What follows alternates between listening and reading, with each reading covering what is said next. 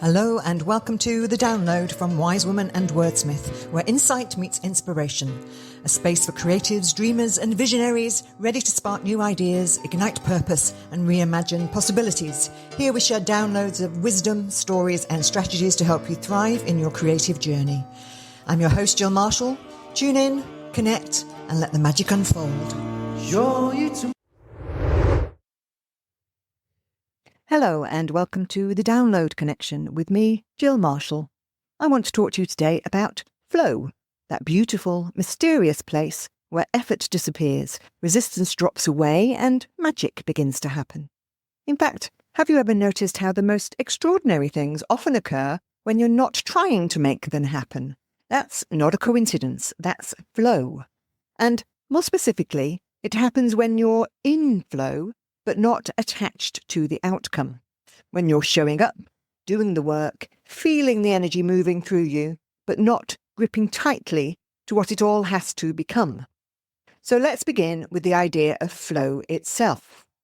Psychologist Mihai Csikszentmihalyi described flow as a state where you're so immersed in what you're doing that time disappears. You're no longer the one doing, the doing is happening through you. Artists feel it, writers, dancers, athletes, even mathematicians. And so do everyday people, in gardening, in deep conversation, in moments of play or problem solving, or making soup on a rainy afternoon. You may have a moment of staring into space while realization dawns. I love those moments. Suddenly, you're not just performing a task or chasing a goal, you're part of something greater. The universe starts co-creating with you. The right person calls, the opportunity lands, the words write themselves. And if it happens in very mundane ways that don't seem that miraculous, well, these are just the signs that the bigger flow is on the way, if you continue to keep the faucet open. I had a beautiful example of this recently. Very mundane. I just bought a new pair of jeans. I loved these jeans, and when I tried them on in the shop with the wrong shoes, I thought they'd be perfect with the right shoes. Unfortunately, they aren't perfect with any shoes. Rather than swishing jauntily along the floor looking chic, they pool around my feet, tripping me up like clown pence. 2 days later, a friend started telling me about all the alterations she'd just had done to give her clothes a new lease of life, and I thought about my jeans. I could get them altered. One day after that, I spotted my jeans in the wardrobe and remembered, must get them altered, but I don't have a car, and I bet my friend drove to her alterations person. Oh well, I thought, let's see what happens. And then I distracted myself by walking the dog. The dog chased a cat, slipped his collar, and caused a commotion, so much sooner than expected, I turned around and headed back home. Next door to my house, a woman was standing on the pavement beside her little van, holding an armful of clothes on hangers. She seemed to be waiting for me, and as I approached, she waved and said, I kid you not, do you need any alterations doing? I pick them up from your house and deliver them back to you, as I'm doing now for your neighbour. Would you like my card? She just appeared beside my house with exactly what I needed, like Mr. Ben. And that, my friends, is how easy it is when you're in the flow. Of course, it did help that the shortening of my jeans isn't actually very important. It helps a lot when you're not actually concerned about something. And to be honest, we're usually hanging on too hard to be in the flow. We're picturing a particular objective or outcome, or expecting a particular way of doing things to reach that objective or that outcome. We may even be worrying about it a lot. But here's the twist. When you let go of needing that particular outcome or means of getting there, the flow becomes magic. When we're attached to a certain result, we hold on tight, we try to control, we script every step, we put pressure on the process. And in doing so, we often squeeze out the very magic we're trying to create. But when we release, when we say, I'm open to what's meant for me, things begin to align in ways we never could have planned. Remember that moment in Eat, Pray, Love where Liz Gilbert finally surrenders, not by giving up, but by giving over. That was her gateway to flow. In the jeans example, I'm sure it was the act of saying, Oh well, let's just see, that opened that particular flowy portal. Here's another tiny example. Nearly every night, and I'm not proud of this, I do Wordle as soon as it's available, which means at midnight or thereabouts. Sometimes, again not proud of it, I stay up an extra few minutes to reach the witching hour, or rather the Wordle hour. And sometimes I wake up after being asleep for a while and do it anyway. Then, having woken myself up thoroughly, I have to do a few more puzzles before I can relax back into sleep. My average for Wordle fans, by the way, is line 4. I usually, most often, on average, get it by line 4. A few nights ago, however, I'd had a very busy day. I'd also had some energy healing courtesy of a friend, and I'd done a bit of woo-woo journaling and so on. I was feeling both very buzzy and yet very relaxed. I didn't even wake up until 2 a.m., which is nearly unheard of.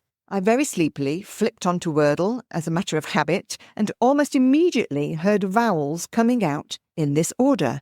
U-I-E. Oh, I thought, what word has vowels in that order? And I blearily tapped in the word sweet. S-U-I-T-E.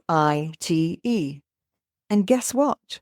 First time. I got it on the first line, without all the faffing around doing other puzzles, keeping myself awake or having disturbed sleep, and having to distract myself by doing Wordle and all the other Erdles. I just clicked on, flowed in, and got it right. And then, with a very surprised and satisfied sigh, I went straight back to sleep.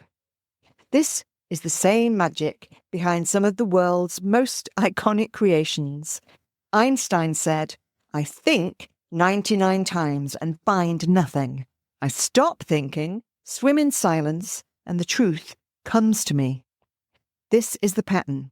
We act, we open, we surrender, we receive.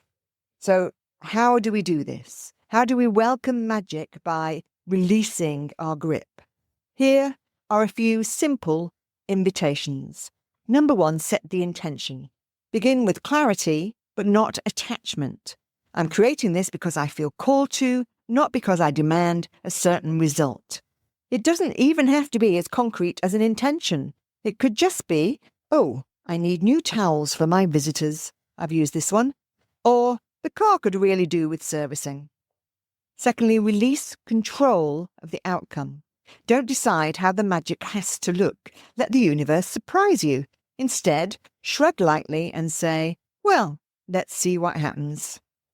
Thirdly, recognize the resistance. If things feel heavy or stuck, and your brain is actually not letting you release control, ask, why am I trying to force this? Why am I afraid to let go?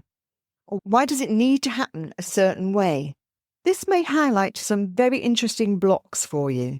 There's often nothing more clarifying for my clients than the realization that they're not just clinging to an idea of what has to happen, but also to the way it has to happen, often connected to a detailed mapping session where honestly the whole plan could fall over at any stage.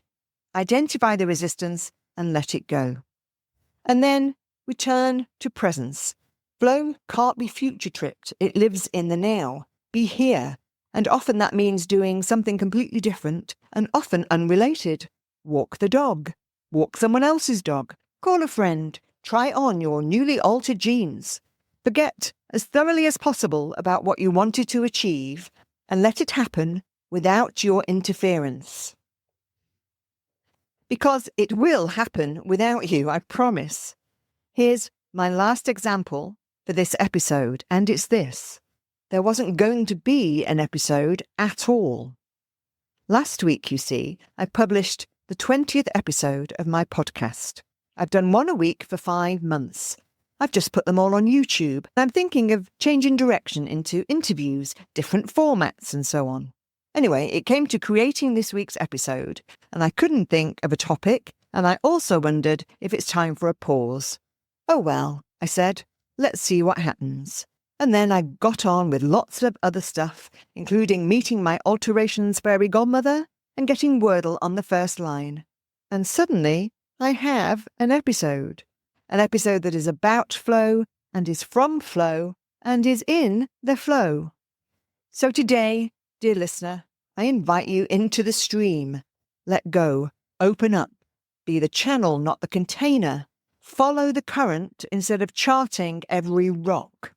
The next time you feel a spark, an idea, a knowing, just start. Let it move through you and trust that the path will unfold. Say to yourself, aloud if you like, not let them, as Mel Robbins would have you say, although that's also a good one, but let's see. Let's see what happens. And shrug, because nothing might happen, and that's okay too. Because when you're in flow, unattached, unresisting, that's when the universe whispers, let me show you what's really possible. And that is where the magic lies. Until next time, I'm Jill Marshall. This has been The Download. Stay open, stay inspired, and keep trusting that magic. Thanks for tuning in to The Download podcast. Feel free to like, comment, and share, and all of that good stuff. And for more about my books, coaching, or business services, please check out wisewomanandwordsmith.com. Also, I'd love to hear more about your own intuitive hits and downloads. So do find us on Facebook, YouTube, and more.